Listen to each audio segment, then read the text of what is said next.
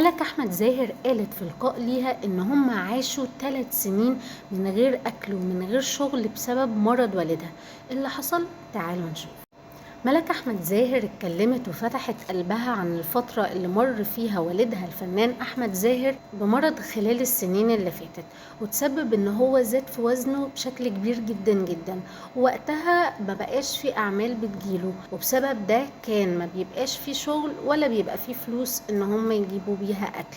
لكن أكدت ان مامتها وباباها ما حسسوهمش خالص بالكلام ده، وغذوهم بالحب والأمان والعطاء في الفترة دي، لدرجة ان هم ما حسوش باي نقص في الفترة دي خالص. ملك على طول بتتكلم قد ايه باباها مخليها شبعانة حنية وحب، وعشان كده مش سهل اي حد يخطف قلبها، مش سهل اي حد يجي يقول لها كلمة حلوة فتصدقه، لان هي خلاص هي اخدت كل المشاعر الحلوة من باباها، فبالتالي محدش هيقدر يجي يضحك عليها باي كلمة تانية.